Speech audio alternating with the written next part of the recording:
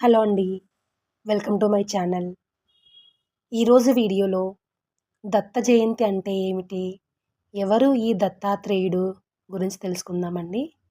వీడియోలోకి వెళ్ళే ముందు ప్లీజ్ లైక్ చేయండి నా వీడియోని. మీరు చేసే చిన్న లైక్ నా ఛానల్ గ్రోత్ అవ్వడానికి యూజ్ అవుతుందండి. అదేవిధంగా కమెంట్‌లో జై గురుదత్త అని కమెంట్ చేయండి. ఇంక లేట్ చేయకుండా వీడియోలోకి వెళ్దాం.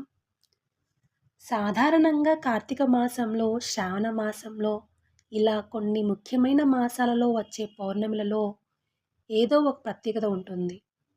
గురు పూర్ణిమ, రాఖీ పూర్ణిమ వంటి ప్రముఖ దినాలు వస్తాయి. అదేవిధంగా మార్గశిర మాసంలో వచ్చే పూర్ణిమ రోజు ఒక ప్రత్యేకత ఉంది. అదే దత్త జయంతి.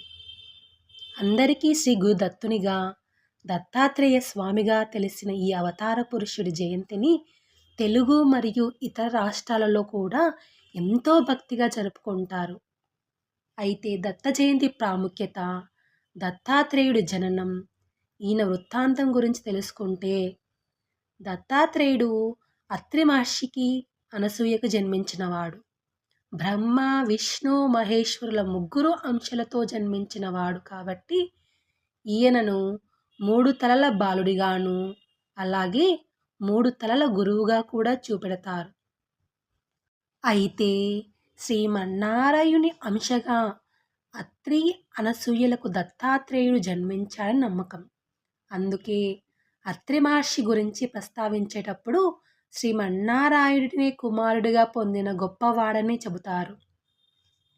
దత్తాత్రేయ స్వామి అవతార గాథ చాలా మనోహరంగా ఉంటుంది. పూర్వం నారదుడు అడిగితే బ్రహ్మ చెప్పాడట. అత్రి మహర్షి చేసిన తపస్సుకు మెచ్చి సాక్షాత్తు శ్రీమన్నారాయణుడే అత్రికి కొడుకుగా అవతరించాడు. అత్రిపుత్రుడు కనుక ఆత్రేయుడు, అనసూయాత్రి దంపతులకు తపస్సుకు మెచ్చి వాసుదేవుడు తనంత తానుగా దత్తమయ్యాడు కనుకని దత్తాత్రేయుడు అయ్యాడు. ఇది దత్తాత్రేయుడు జననం కథనం. దత్తాత్రేయుడు అత్రి మహర్షికి జన్మించి ముని బాలకుడు అనిపించినా ఈయనలో ఉన్న జ్ఞానం అపారం. ఈయన సాక్షాత్తు శ్రీమన్నారాయణుడు అయినందువల్ల ఈయనను గురువుగా భావించి ఆశ్రయించిన వారు ఉన్నారు. తన భక్తులైన 5 కార్తవీర్యార్జున, ప్రహ్లాద, అలర్కుడు మొదలైన వారికి బ్రహ్మజ్ఞానాన్ని ప్రసాదించి తరింపచేశాడు. అందుకే ఈయనను గురుదత్తుడిగా పేర్కొంటారు.